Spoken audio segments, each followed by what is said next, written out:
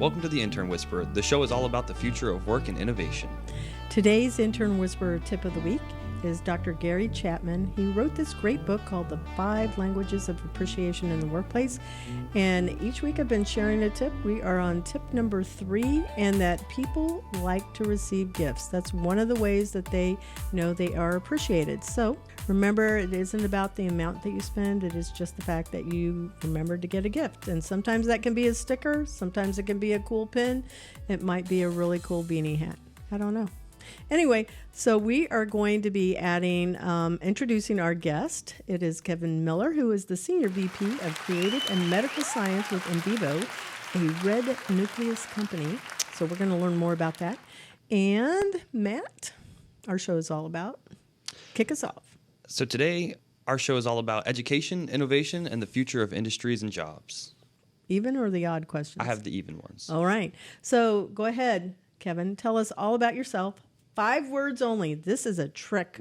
So I think the first word that I use to describe myself is creative. I really love coming up with new ideas, looking at new approaches, or brainstorming with my team. The second word I would use would be curious. I am inquisitive. I love looking into new technologies or new approaches, what's coming, what's new. I'm passionate. I love what I do. I give 100% in everything that I work on. I've often been told that when I get passionate or excited about things, I speak too quickly. So if I start getting excited here, feel free to tell me to slow down a little bit. I'm empathetic. I often know that, having had a career that spans over 20 years, people come from all different walks of life, all different experiences. And I think it's really important to be empathetic and be able to put yourself in their shoes. You often will get really good results when you can bring people in who offer perspectives that are different than your own. Mm-hmm. And then the last one is around integrity. I hold myself to a really high standard morally, and I expect that from the team members that I work with. And I think that honesty and openness is a really important value to be able to hold as well. Yeah. Empathy, I'm going to target that one out of all of the words that you mentioned. I think that's so important because you're picking up on the cues of others, and it's not all about you. It's remembering, oh yeah, it's about these other people that I work with. And whether it's body language or if it's the way that something is said, sometimes it's just, you don't know what's going on with somebody. So being empathetic, I think that is a really good skill for every employer to have. I agree with you. And I think as we get older, sometimes curiosity is one of those skills that tends to fall to the wayside. And it's an important aspect, I think, of keeping yourself on your toes. Mm-hmm, mm-hmm. You've got young kids, right? Not too young anymore. I have a 17-year-old and a 12-year-old. So they're a little bit older, but they keep me on my toes. Yeah, they do. The 12-year-old still probably plays with some things, maybe not the 17-year-old. But I think Legos are a really fun toy to play with because it does make you think out of the box. So, you lose the instructions. Now can you make that Millennial Falcon? I don't know. It's a little bit harder and you have to be super creative. So share us a little bit about yourself, maybe like your education, your background, how you got involved in the industry you're in. Growing up, I had always had a passion for the sciences. When I was younger, I wanted to be a doctor. As I got older, I actually decided that I wanted to try and apply to get into dentistry school. But in the background, I always had this love for art. And it was interesting because as you're growing up, I think people often try to package you into either a left-brained or a right-brained person. You're either analytical, you can do maths and sciences, and that's the stream you're going to go with, or you are using the other side of your brain and you're doing creative work and artistic work. And I always struggled with that because I think I was wired with about the same level of prominence on both. So although I never had any formal art training, I did decide to do an undergraduate degree in biochemistry with a minor in psychology at McMaster University in Hamilton, Canada. And when I finished that program, I heard about a master's program, and it's one of only 4 that exists in North America. And it's very, very specific to people that have the ability to do work that is both on the scientific side and on the artistic side. It's a program called Biomedical Communications, and through the University of Toronto, it's offered through the Faculty of Medicine. And it's really that beautiful marriage of taking complex scientific knowledge and scientific understanding and pairing it with visualization. So you can create these stories that help to take things that are otherwise really complicated and making them more simple for people to understand. So it was the first time in life that I felt like I was actually with my people. These are the kinds of people that were wired the same way, and we worked really well on all these programs together. And it also gave you a really good foundation around what kind of skills are important to be able to take into the workforce. It's actually offered, like I said, through Faculty of Medicine. So we would do the same program as the medical students. We were doing the anatomy and the physiology, the histology and the pathology. But while the medical students went off and they did their curriculum by working with patients and learning in the hospital environment, we were actually learning things like medical writing and animation and pen and ink illustration. So it was really those practical art skills that kind of marry with it. It was also during that time period, I had an opportunity to take on some internships. And this really was what reinforced my understanding that this is the career path I wanted to take. I had an opportunity to move down to Atlanta and do 2 internships at a pharmaceutical manufacturing company where I was working in their sterilization business. And I love the scientific aspect of it. But again, coming back to the fact that as a visual storyteller, I knew that coming out of this, I wanted to try and find a career that would ultimately reward both halves of my brain. And that's sort of where I landed in this industry that we call medical communications. Primarily, the goal of medical communications is to work with pharmaceutical companies, medical device companies, institutions, and organizations to help tell their story. And it can be anything from explaining how a drug works. It could be around an implant procedure or a process like manufacturing, or even what is it that leads to diseases. And the outputs of those things are everything from animations and videos. It can be medical games or interactive tools, conference installations, simulations like augmented or virtual reality, learning and training and development, data visualizations, and in some cases the outputs are even more simple. We're doing PowerPoints or we're doing research papers. That sort of summarizes the industry that I now operate in, my background that got me there. So you would be involved with things like promotional videos to show how like prosthetics can benefit people in different industries and things like that. Mm-hmm. Yeah, we've worked with some prosthetic companies where we've actually shown how to properly fit a prosthetic for people that have recently lost a limb.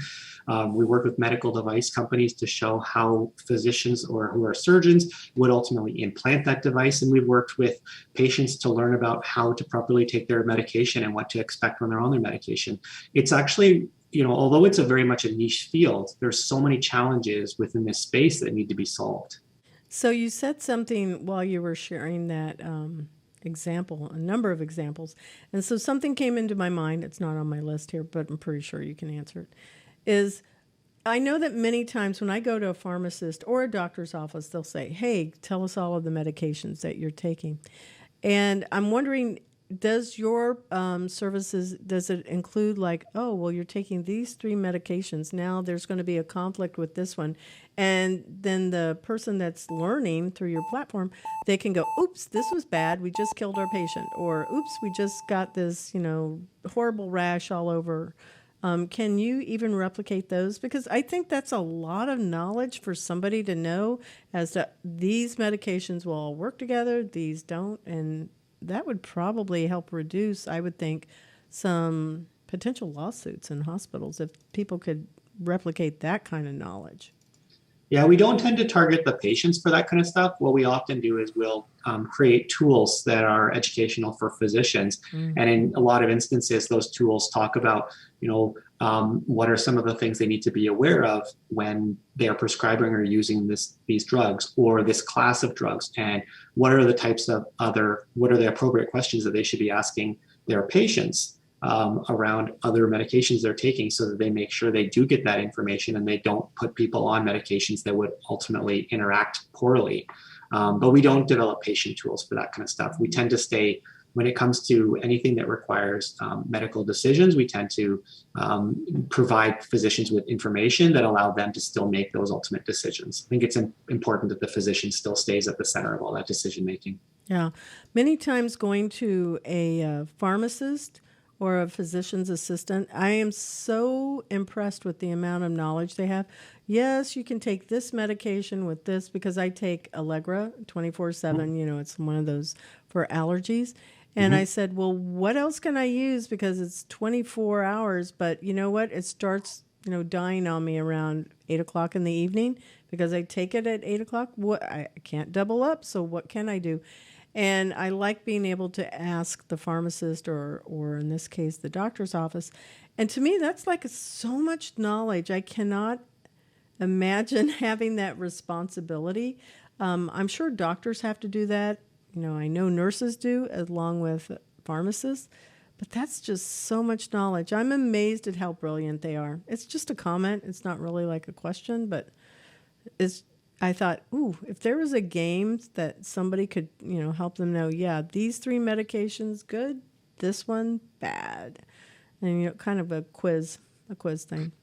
Yeah, we haven't done anything specific for that, but I'll take that back as potentially a new idea to investigate. Yeah. I think one of the big things that we try and focus on is, and it goes back to that ability for people to remember that information, is how do you make the information that you're trying to tell to that audience really sticky? How do you make it so that it's memorable, that they feel like they're engaged with it? And I think that's one of the biggest challenges that we often have to solve, is how do we make sure that once this interaction with whatever program we've had, or the animation, or whatever it was, once it's all finished, that they actually have learned something, and that will somehow impact the decisions or the things that they go on afterwards to do. So there's lots of different ways to be able to do that. And I think I talked about that a little bit in the medical gaming conference that we were at previously. There's ways of being able to improve engagements by making things more interactive, or giving people badges or rewards. There's that opportunity to present information in ways that is more bite-sized chunks, so people can have these like micro learning moments, as opposed to dumping an entire textbook of content at them all at once. And so we try and, I think, as being in the field for so long, you learn all these little tips and tricks around best practices that help ensure that when you do create that material, that the people that are ultimately consuming it will respond more positively to it, because you've ultimately taken your learnings from those last number of years of doing that, and you're putting them in play, so that people actually really do walk away with those messages and understand that material. I'm just still adding on to this, because I sit here and I go, wow, that would be so complex, because some medications, they'll either, close them down, or they'll morph into a different one, or maybe the whatever the levels, I don't know what to call it, but the amounts of ingredients will vary. So keeping up with that, I can see that there would be a lot of compliance that has to be maintained in that medical field to make something that specific, so that people would know, oh yes, this is good, this works, this not so much. Anyway, I think we've actually answered one of the questions, because this was really my other question, was what challenges do you experience when trying to communicate with your target audience? Because this is all science-based. And when I looked at your website, I was going, I love the hero pages. Super simple language. I'm going, 5-year-old, I can understand it. It's easy. Because I think when it speaks to the common person, you're not dumbing it down, in my opinion. You're making it so that it's accessible to any level of education, people that speak multiple languages, just different interpretations. And I believe when something is broken down into simple language, it's making sure we're all on the same page, as many people as possible. So we'll say it's like 90% of us are all on the same page. Mm-hmm. And that's a real talent to make that happen. Is that you and your team that made that messaging so clear? Because it was really good. We do all the medical writing. So, one of the things that I think is really important, it goes back to that statement of knowing your audience. And I'll give you a specific example. So, shortly before COVID hit, we were approached by an organization out of California that specifically was working with Somali families. And the reason why is because the Somali population in the United States had some of the lowest vaccine rates across all populations. And they were looking to try and create materials that would be specific for that community, that would help to prevent vaccine hesitancy, so that there'd be better uptake and there'd be more understanding.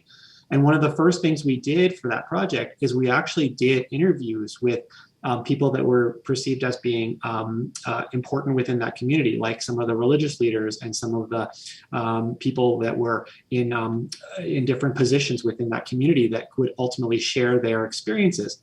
And we layered that into the 360 video that could be viewed as either a YouTube website or on a VR headset.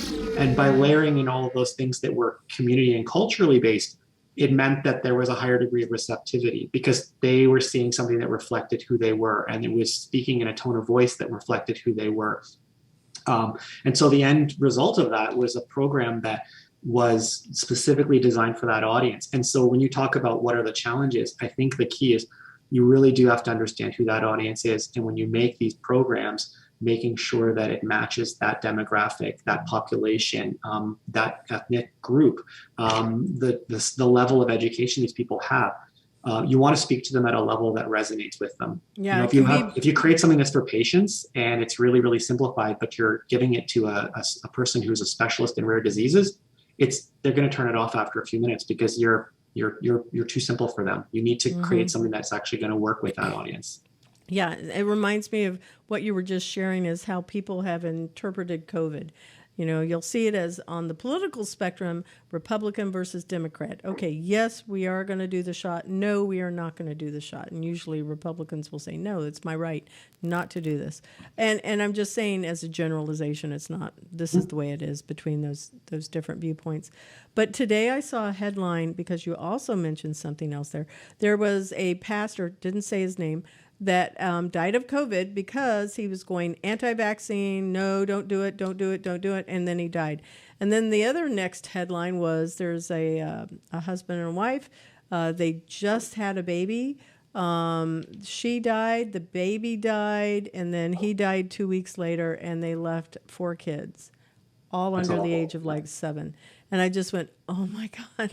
So, you know, there's this place of, you know, they were in the right place. They were in the hospital and, you know, it still didn't necessarily work. And here's this pastor that he was going, no, don't do it. But there's even people that have had the shot and then they still get it. So your ability to come in and help people understand, I guess, risks and make an educated decision for themselves, I think that's probably really what space you're really in, right? Look, we're not going to change anybody's mind, especially we've done a lot of work on COVID. We've worked with a number of companies on stuff. We've actually done some pro bono projects as well for COVID, just to help make sure that the information out there is accurate. We're not going to change people's mind, but what we can do, and I think as a community, it's our job to do, is to make sure that people have the opportunity to get information that's accurate so they can make their own decisions. And I think that's a really important part about being scientific storytellers. Yeah, scientific storytellers. I like that term. I wanted to ask you about what is In Vivo and how did you get your start into it? Yeah. So In Vivo is a specialized digital medical communications company. We've been around since 1998, and I am proud to be one of the founding members. Okay, so go back a minute though, and how did it get its name? And was that the original name, and did it morph? No, so that's actually part of the story. The original name, when I first joined, and I joined a few months after sort of its inception, was it was called Bronskill Mediascape. And it was a division within a sports marketing company. And the owner of the sports marketing company, his wife worked in the biotechnology space. And this sports marketing company was developing installations for Major League Baseball and NHL hockey and wrestling that were like experiential designs and conferences and installations and materials for them. And the wife was saying, listen, I operate in a field in which this type of work doesn't exist in the healthcare space. You know, do you think that there's people on your team that could ultimately develop things that were specific for the science community? And, you know, and in her searching, she didn't find a lot of companies that were being able to support them like that. And so they put together a very small team within Bronskill called Mediascape. And there was 3 of us, and I served as the medical illustrator, animator, and compositor, as well as part of the medical content side. And we ultimately kind of gave this a go. We were given the mandate to try and see if there was a market for building out a medical side. A couple of short years later, we rebranded as In Vivo Communications and operated as a separate division from Bronskill. Obviously, we had a very different mandate. And the name In Vivo actually comes from the Latin word, which means within the body. So we thought that was very fitting, considering that most of the stories that we were going to be telling and most of the work we were doing was all related to health and the benefit of understanding how people's bodies work and how diseases form and how drugs work and things like that. Was the work that was done on the sports side primarily like VR and integrated reality, or was it just media in general? Well, we're going back a long time now. Oh, we're going back to 1998, 1999. There really wasn't any VR at that point in time. We're talking about kiosks at conferences. We're talking about live displays or interactive things. Like for hockey, it was things like setting up a shooting on a virtual goal, like a cutout of a goalie, things like that. There were a lot of like hands-on sort of things you might see like a science center, that kind of stuff that was being done. It really wasn't until the mid 2000s, like 2004, 2008, that we really started to get into some of these next generation technologies that started to take that up a notch, where on the medical side, we were starting to do work at conferences that now included medical games. We were starting to bring some basic simulations into play. And really what happened during that time period was technology was advancing. We were continuing to keep our eye on the prize of what was happening in that space and bringing in those technologies, and then trying to find ways to be able to put them into client projects. So, it happened a few years later than the sports marketing side. But they were doing the same thing. They started to do those kinds of projects as well in parallel when we were doing them. So when did the VR launch officially? Because how long have you been with your startup? Because I'm a startup girl over here, and many times people go, oh yeah, you're going to get this big exit. So did you guys bootstrap it? Did you take money? Are you just all sales? What did you do? So I wouldn't call us a startup anymore at this point. We're now 20 years. So we were a startup for a number of years. We're a startup. It was all through blood, sweat, and tears to be able to grow the company. We grew the company from a total of 3 people to we're now before a recent acquisition, we were almost 120 people. Wow. And really it was around that mandate of staying technically unpredictable around what's next, what's coming down the pipe, being curious and bringing new creative approaches into the mix, and hiring people that align to the same kind of values that you find in yourself, and building up that. And obviously that resonated with our clients. They would learn to come to us around new ideas. So our clients would say, we want to know what's next. What's the next big thing? We've got a conference coming up and we want to have something that is on the show floor that will really take things up, so that, these doctors walk away really having had an amazing experience that's very memorable. So we've always had that as part of our mandate. It goes back before AR and VR. When things like mobile technologies came out in like 2009, 2010, we were one of the first companies to get an Apple developer's license so that we could start building applications on mobile phones or on tablets, so that you could create little diagnostic aids that would help you to be able to understand what symptoms were associated with what diseases, or patients could start tracking their medication and whether they were taking their medication every day, and then gamifying it by adding little badges and rewards in it. So we did those kinds of things early in the space. With respect to augmented and virtual reality, we've been in that space for about 12 years now. We started about 2009, 2010. And, at that time, it was very much in its rudimentary stages. In fact, it was back in, I think, 2012, I met Palmer Luckey from Oculus and shared a project we were working on. And he's like, I have to send you one of our headsets. And we worked together and I got a headset so we could try doing virtual reality at a time when there really wasn't any consumer-ready headsets available yet. That's awesome. So that idea of being able to get out in front and work with technologies before they even came out has always been something that we've really enjoyed doing. Ooh, it's got to feel like, we're at the party. We got special, toys that we can all try out. That has got to be super exciting. And it's surprising, though, when you're saying it and it's just 10 years, I'm sitting here thinking it's 10 years. It seems like it's been so much longer. And that's when I'm sitting here thinking, like, so what is the next thing? And I love having these discussions like what we'll do in the second half of the show, where it's the future of what is that going to look like? Because is it going to be implanted in our eyes? But I'll hold that until we get to the next half of the show. Anyway, we're back over here. So your company got acquired. What is it? That's right. How is it different? You said that you've got a lot more people now. Yeah, so we went from a team of about 120 people to over 400 people now. And I think one of the biggest advantages of is we've joined a large organization that's very well established in areas that we didn't have expertise. So we've got this pool of internal resources. And specifically with the Red Nucleus part of the family, it's this idea that we now have access to learning and training expertise that we would have never had before. That's really what they're known for. We have access and offices all over the world. So it's meant that from a client standpoint, we can try and secure and work with clients that are in places that would have been otherwise very hard to support because they said, you don't have a presence in Europe. Okay, well, now we do. So now we can take on that work by pairing up with colleagues that are in our London office that we can collaborate on projects together. And, we've shared clients with them and they've shared clients with us. And so it gives us an opportunity to work on some really exciting work. And I think that it's been a valuable partnership.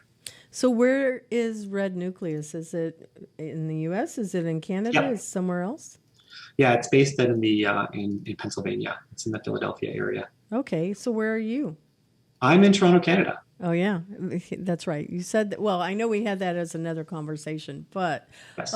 yeah, so that's interesting. Is the company outside of Canada, outside of North America, is Red Nucleus like global in It other is, locations?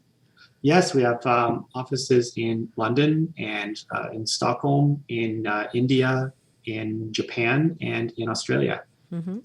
Wow, that sounds like a really sizable company. Okay, so who's the most influential person in your life and why? That's an easy one. That would be my wife. And it is because she is by far the smartest person I know. She's actually a specialist doctor who treats rare hematological diseases, which are blood diseases. Mm-hmm. She's also a researcher and she's a professor at the University of Toronto. And we make a great team.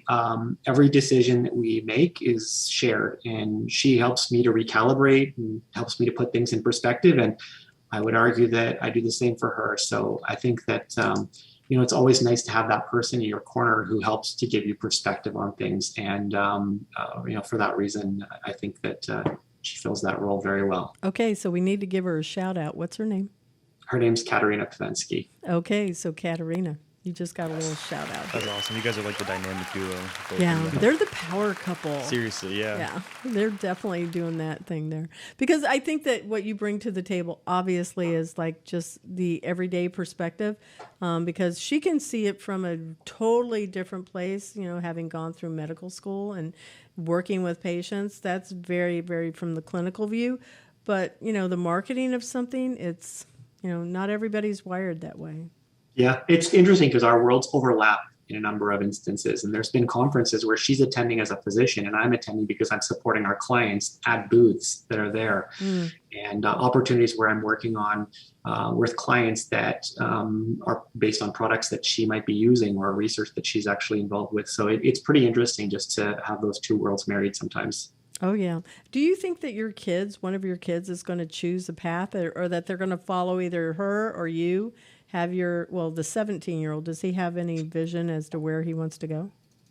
It's a very different path, I think, for him. He is, he's into the sciences. He's doing really well that way. But he's grown up in a very different world than the one I grew up in, where, he plays multiplayer online games with his friends on a pretty regular basis. And I think he's probably heading down a path where he might be going into computer programming or computer sciences, things like that. I just feel like that is more his passion.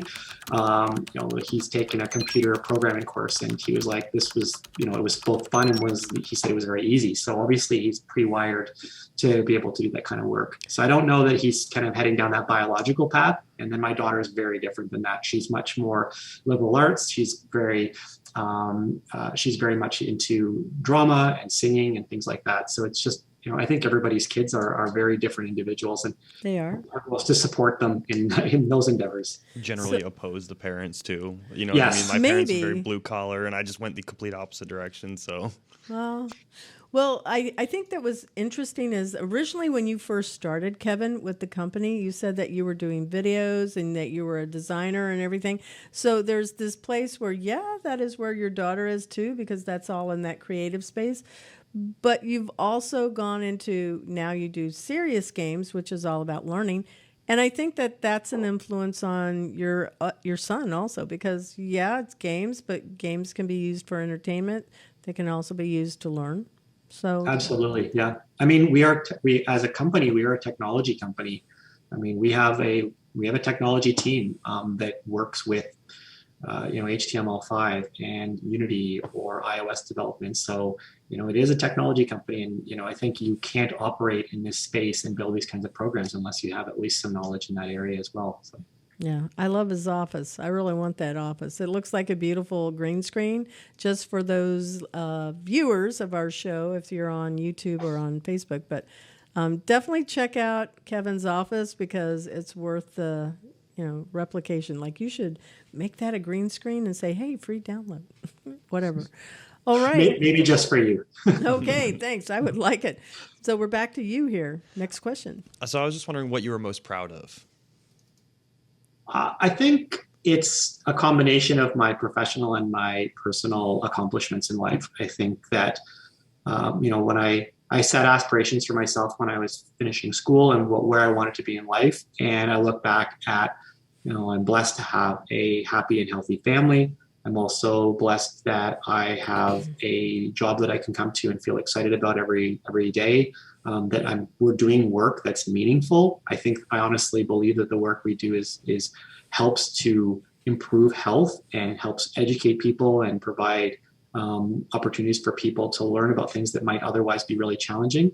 So I think that it's that combination of the accomplishments that I've been able to contribute to both in my professional career and then also the fact that I have a family that I love and care for dearly, and they've been with me along for this journey. That's super sweet. So something that I think that I've learned from having interviewed a lot of guests is, this is off topic, but every industry needs their own marketing people that can interpret that particular industry for others. We've had people from agriculture and their marketing specialists and that. So they end up doing their craft just like you are. You're doing your craft of marketing and being able to be that storyteller. But you have chosen a specific industry to do that in. And it's something that I think that I'm still in this place of like students, when they're thinking about career paths, they don't think about that. They aren't thinking about, what industry do I want to be in? What type of entity is it? Is it government, nonprofit, or also, for profit? And what do I actually want to do? So going back to like you originally, when you were in school and you were thinking, what was your major? It was in biochemistry in my undergrad and then biomedical communications for my master's. Yeah. So, it's all in that science base. So when did the art side of you actually kick in? Was it like courses or did you learn that on the job? Because I'm just curious. Yeah, well, like I'd mentioned earlier, I didn't have any formal art training. It was really after finding out about that program at University of Toronto. And it's really only one of 4 programs across North America that specializes in that sort of art and science degree. And once I'd found that, I kind of knew at that point in time that this was going to be the path that I wanted to go on because there was nothing else like it. And I had struggled with, do I want to work in a lab my entire life? Do I want to do, pure sciences? And I knew that I enjoyed them, but there was also that part of you that says, you really enjoy art and maybe it would be a side project, but this was that really beautiful coming together of both parts. And so once I found that, I knew that this was the industry I wanted to be a part of. It spoke to me. Yeah. And so the thing is that this isn't specific just for people that are in school. I think that there's this place as just as we grow and we learn and we get, wiser about who we are and what we want to do, we learn, oh, I would really like to go and do this, because people will stay in maybe a role for about 7 years and they go, maybe it's 5 years, 5 to 7 years, and they go, I want to try this. So what I find so interesting is that you've been with this company for so many years. You've been able to grow within the company. You've grown the company into a next level, and you're whatever it is, you've found this place of continuous learning and just to go, okay, but we could continue to push this. And I think that's really unusual because, you've grown, you've enjoyed everything that you're doing. You've given, credit to all of your family there, and it's just a really nice story, because I think many people in life are just bouncing from place to place to place, trying to figure out who they are and what they want to be. And yet you've known this, and you've been able to really make your life be what you wanted it to be. Yeah, but there's also a piece of that that's around continual evolution. And I think, people ask me sometimes, why have you stayed at the same company for such a long period of time? And the answer I often give is that the company and my role 5 years ago were entirely different than they are now. And I think it's that idea of constantly reinventing yourself. We would have stayed a pure play medical animation company and did illustrations, and that's what we were doing 20 years later. I would not have been here. But the fact is that we always were looking at what's coming next and what are some of those new technological advances that are going to be things that we can work on and keep me on my toes. And it allowed me to move between different jobs. I've been in charge of the animation department. I've been in charge of production. I've managed all sorts of different departments. And now I'm in charge of the creative innovation team, which really focuses on pitch work and coming up with new ideas and external thought leadership. And this keeps me on my toes. It keeps things exciting because you are continually reinventing. And I also want to credit my team as well. The people that I have an opportunity to work with, it's not just my family. I'm blessed to be surrounded by incredibly talented people, and they keep me on my toes every day. And they also demand the best they demand the best out of me, and I demand the best out of them. And I think that relationship means that you're always putting your best foot forward and coming up with ideas and products that would otherwise not maybe see the light of day. You take the last question, and then we'll take our break. Awesome. Okay, kind of a fun one, but do you think life exists on other planets? Oh, yeah, absolutely. I mean, I think at this point in time, we would be pretty naive to think that we are, with the number of planets that are out there, we are still finding new life on Earth.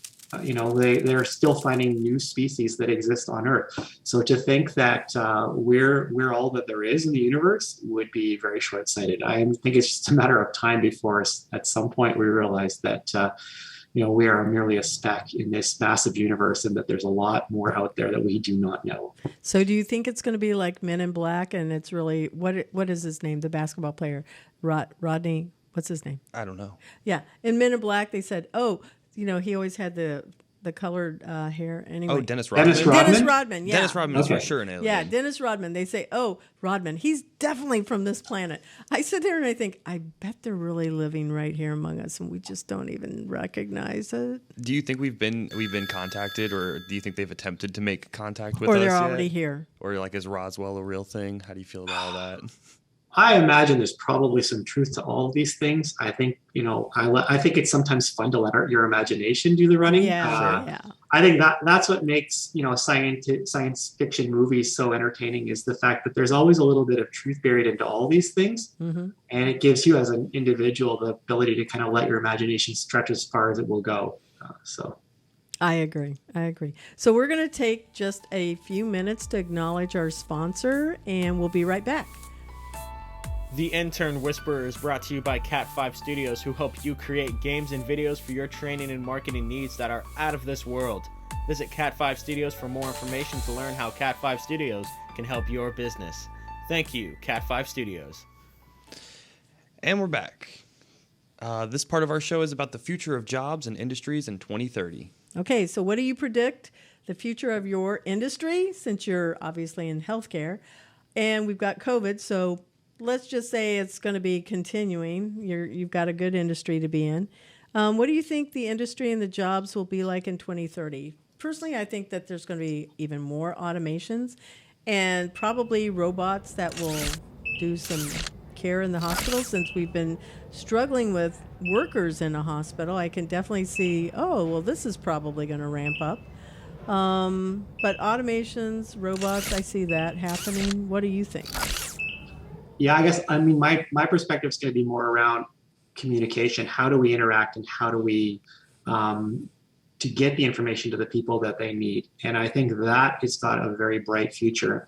We talked about this offline before, but what happens when something like COVID hits is things that people talked about that were theoretical all of a sudden get accelerated and get thrown to the forefront. And a year and a half ago, people were talking about, well, in the future, you'll be able to log on to virtual doctor visits and be able to check in with them and do that. Now people are doing that all the time because that's what COVID has demanded of us. So these scenarios that sometimes throw the world into chaos allow us to have these technological advances that really allow us to communicate in ways that we never had thought of before. And so within healthcare, I think communication is going to undergo some pretty rapid changes over the next number of years, and they're accelerated by what's happened in COVID. But I think that's laid the groundwork for some of the things that are going to come as well. I think gone are the days where people would sit in front of their screen to watch things for training and development that were passive videos that you just click through. That's the reason why things like serious games exist, is that opportunity where people can now have an opportunity to be interacted with and engaged with in ways that they never were before, so that learning is really fun. It's really sticky. We have technologies that are happening right now that allow communication to happen in ways that would have never been able to be possible before. You can have telepresence with things like, we talked about the doctor's visits, but what about a scenario where there might be a remote community where they can't even get a doctor to come in, and you can have remote instructed surgery from a doctor who's halfway around the world. These are realities that are on the cusp that are starting to happen. And I think we're going to start to see that ability for people to interact with each other in ways that they never could do before, because technology and because the situation we find ourselves in are allowing these things to now progress in ways that we only dreamed of previously. So I don't know if this has ever happened. It just popped into my head. And maybe this was already happening, in war settings, Afghanistan, we'll use that as the example, or wherever, there was a need for emergency surgery, were people actually saying, okay, let me walk you through how to do this particular procedure so that this guy doesn't, bleed out, like how to suture something? Do you know, I know I'm putting you on the spot on this, but does the military do that? I would think that they probably do, where they're doing it like online and saying, okay, you need to pull the green suture through here and do this. I am sure that there are forms of virtual training that happen in that capacity. I think more of the scenarios that I know of are where you might have a world expert who knows how to do something that a local doctor has only ever maybe seen one or two cases, and they don't necessarily have that same, level of expertise. They don't know exactly how to manage it. So it could be going to a part of the world where, the children are born with cleft palates more so, and they don't necessarily know how to correct them. And so maybe you've got a world expert that's living somewhere else, and they can ultimately either perform that surgery remotely, or they can even do remote training for doctors that are local to that area. We've developed for one of our pharmaceutical clients, there's a program regarding a disease called SMA, which is spinal muscular atrophy. And we're working with the client to help develop materials so that in countries where they don't have a lot of expertise, we can ultimately help to provide local training and local information that will make the physicians in those areas have access to that information and have access to be able to make better decisions for those patients that show up, because they wouldn't otherwise be able to access it. That's really good stuff there. Well, okay, just a minute. Let me get back over. I was on the wrong side of the questions here. Okay, let's see. Biggest trends in the industry. What have you seen? And maybe we should take a step back and go, we've been talking about it in the first half of the show, but the advancements of where things first started, which you had said 1998 is when your company was originally there, and 10 years for VR. So where were they, and then where do you think we're going to be going from that? Yeah, well, whole We can history? start with AR and VR, and I guess we can just call it experiential reality or XR. So, I mean, that's a case where when we first started in this space, a lot of the headsets, a lot of the things you had to wear were big and clunky. They required really a lot of processing power. And what we've seen is that as more of these big players are making investments in it, obviously Oculus was bought by Facebook, and we've got other players that are entering. What we're seeing the headsets are becoming lighter, they're becoming untethered, and we're starting to see technologies merging together. There are now virtual reality headsets that allow pass-through, just like augmented reality, so parts from your real world can actually come in. We're seeing augmented reality headsets where they can do mapping of a room so well that you can actually overlay on top of a real world environment, almost making it look like virtual reality. And I think that the future for this is really around that idea that moving forward, these headsets and these wearables are going to be so lightweight and so much a part of our daily life that they'll be imperceptible, whether it's like a contact lens or whether it's a pair of glasses that look just like the ones I'm wearing right now. And we can do that because the computational power that we normally have this big machine powering can be offloaded to the cloud. All of the work can be done there, and then it can be fed back down. So you've got these really lightweight, really small headsets or viewports that you're going to be looking through.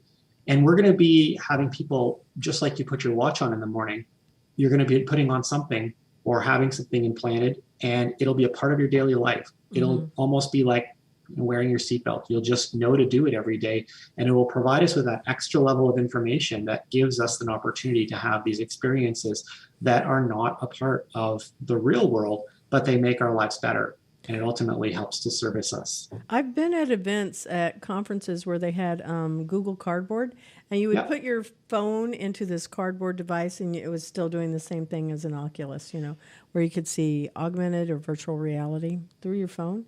That's very accessible, but I agree. I think it's going to be more of like contacts, or they're going to go and embed it right into your eyes. So that's how you see stuff and you begin to experience it. But Matt wants to say something. I was just wondering, so you're proposing that at some point in the future, we're going to have something like a HUD, like in a video game where you would have like weather and time and everything, or maybe even the internet or like a dock or something pulled up just in our view for the day? I think we're already heading down that path. I think it's only a matter of time before it starts to happen. Yeah. What will happen is, in the same way that we jump to our phones to look up things on Google, or we need information really quick, we pull our phone out of our pocket. There will probably be a point in the near future where we don't even have to reach into our pockets for a phone.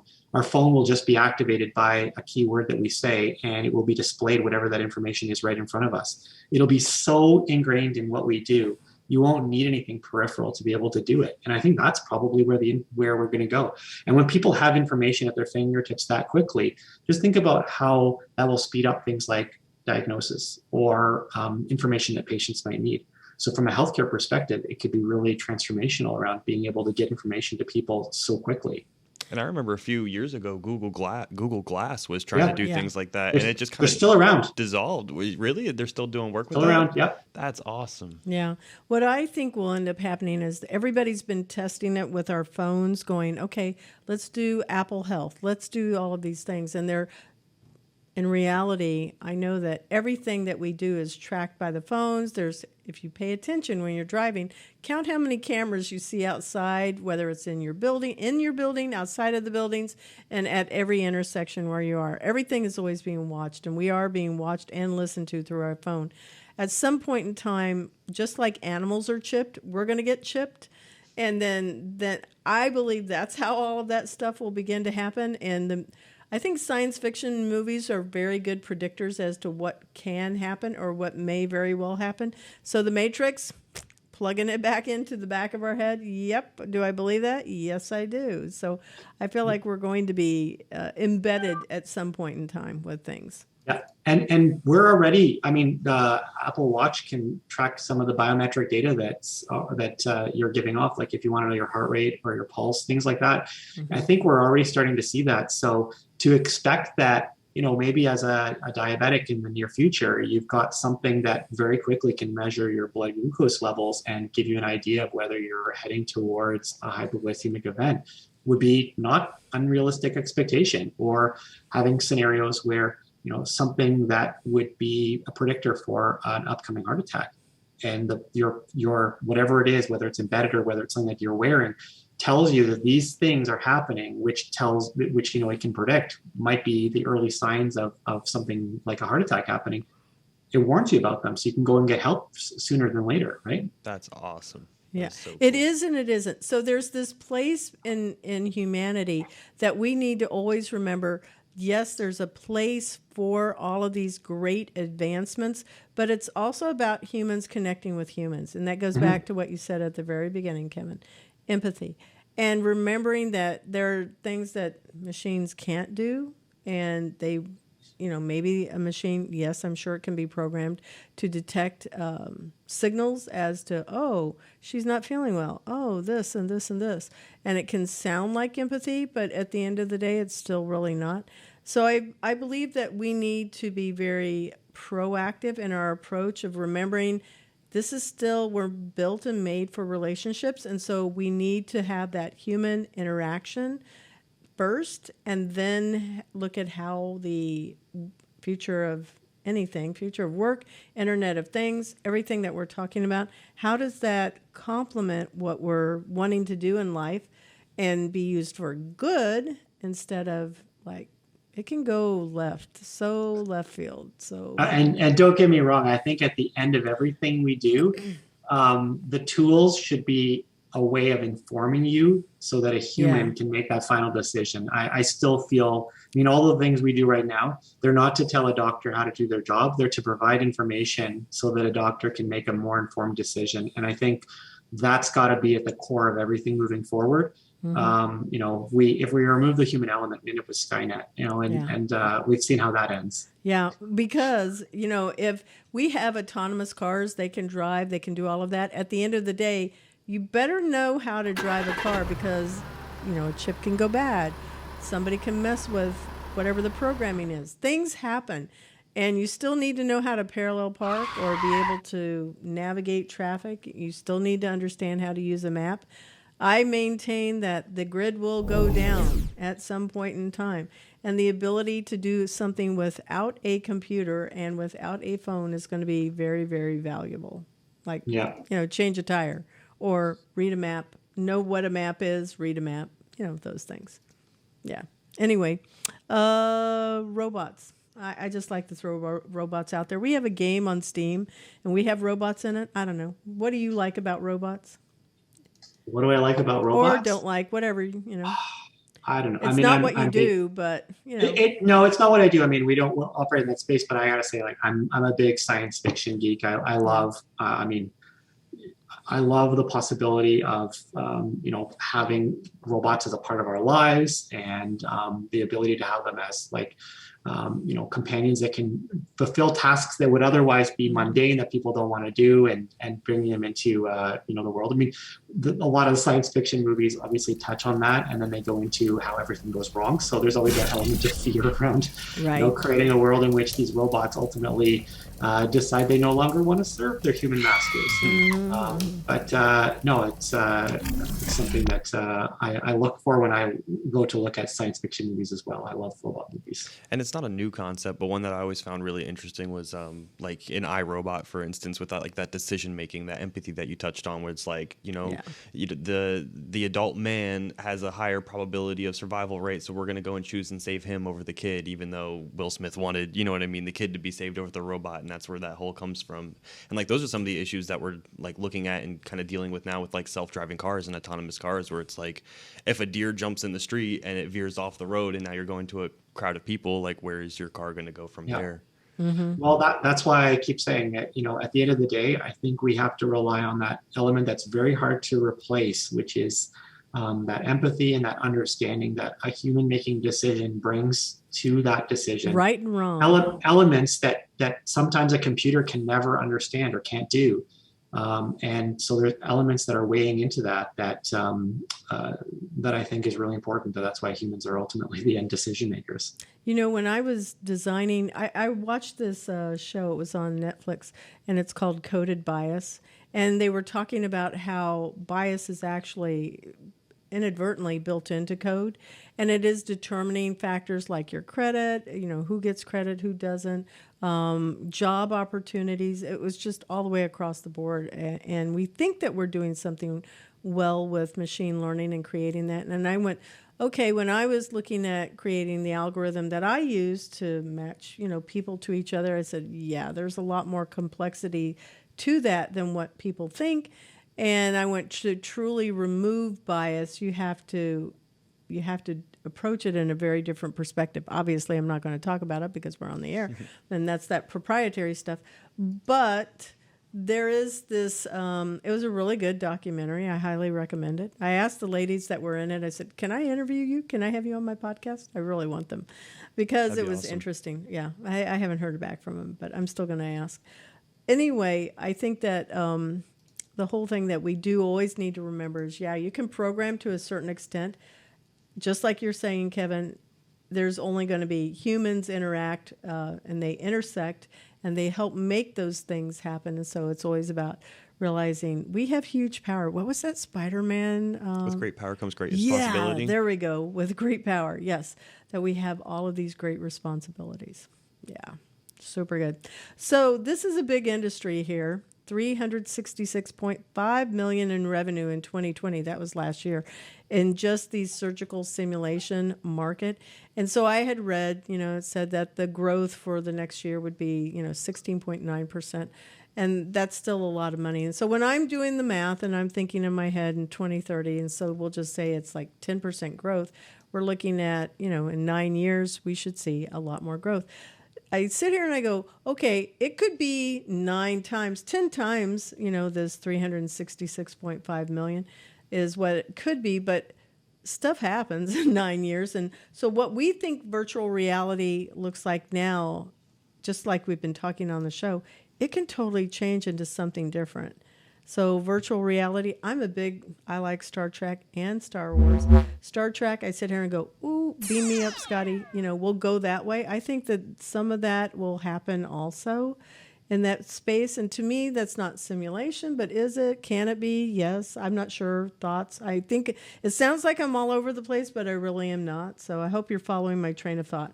Yeah, but even for where we're at right now, virtual reality gives you the ability to do what the holodeck does on Star Trek, right? You put on a headset and now you're in an environment that doesn't physically exist in the real world. It's entirely computer generated and you can do anything. And we're doing it to train for medical environments. So whether it's surgical simulation, whether it's flying through a blood vessel, but you can do it for absolutely anything. And so I think that we already exist in that world. The question is, how do we make that something that exists in such a way that doesn't require these big clunky headsets and this hardware that sometimes is a cost barrier and sometimes a technology barrier for setup and things like that? If we want things to be used by everybody, they have to be really simple to use. Yep. They have to be cheap to set up or to integrate as part of your life. And if we can get past that barrier, I think the future is wide open. I agree. Yeah, and they are getting more and more sleek. I have the Oculus Rift 2. I think it's the 2. Is that, or the Quest? The Quest? Yeah. The one that has the built-in, and also the audio in that is very impressive. They have crazy surround. But yeah, they're getting sleeker and sleeker, and I'm really excited for. When you say sleeker, you mean smaller, less clunky? Smaller, more form-fitting to your face. Yeah, lightweight. I know with glasses, after about an hour and a half, the bridge of my glasses gets pushed on my nose, so it's kind of irritating. But it's going to be really exciting just to see. Why don't they just make it a helmet that you put on? That's It's kind of like that. Yeah. It's kind of there now. They're just goggles with a strap that goes over your head. I know. I put them on. I've played with them many times. Down at, where I work out of, startup accelerators, we're always exposed to those things, but it just seems like, just make it a hood. Yeah. Put it on. Like you were saying, though, I'd love for it to get to a point where it's just glasses and you throw them on and you're just teleported. That'd be crazy. I think we're all waiting for that. Yeah. I wanted to ask you what the best mentoring advice you wanted to share with us. Our listeners. Our listeners, yeah. A lot of us are interns are looking for. So the advice I would give is that over the course of your career, you're going to get exposure to a lot of different things. And I think what you'll find is that there are things that you're really good at, and there's things that other people are going to be good at as well. And it's surround yourself with people that are smarter than you in areas that are not your area of expertise. And you will learn as much from them as they learn from you. So know what you're good at, know what you can bring to the conversation and what you can contribute, and then surround yourself with people that are experts at what they do. And collectively, it will be remarkable the kinds of things that you can achieve, because ultimately everybody brings their craft to the table. They bring their expertise to the table. And I'm 22 years into my career now, and I still learn things from people in unpredictable ways that I hadn't anticipated. And part of that comes from listening. It comes from making sure that people have an opportunity to have a voice. And it comes from that sense of curiosity and looking at what's happening in the world around us. So I would say, keep those values high on your list and make sure you surround yourself with those individuals that are going to challenge you. They're going to challenge your decisions. They're going to provide you with food for thought. That's awesome. Kind of a never be the smartest person in the room. Oh, yeah. Yeah. I totally get it. So, Kevin, how can our listeners contact you? If you want to share your website, remember sometimes you have to, make sure you spell everything here. What social channels are you guys active on? Email or LinkedIn? How can people reach you? Yeah, we're on pretty much all of those. So, for In Vivo, it's pretty straightforward. It's www.invivo.com. You can check us out on LinkedIn. We're also on social media, so we're on all the different platforms, and we have an Instagram, we have Facebook, we have Twitter. So by all means, and I have my own personal Twitter as well. It's KW Millar with an AR. So you can follow or look at what we're up to. We're constantly posting new materials, and a lot of the stuff we're posting is some of the R&D work that we're doing, some of the recent projects we've done. So if you want to see the kind of work that we're producing, by all means, please check us out. All right. Well, that sounds really good. I just want to make sure that I'm taking a moment just to acknowledge our team. So thank you to our sponsor, Cat 5 Studios. Thank you to our production team, associate producer Becca Coffey. She's an intern. Video and audio editing, Ayana Saunders, and also our video intern, Nick Morales.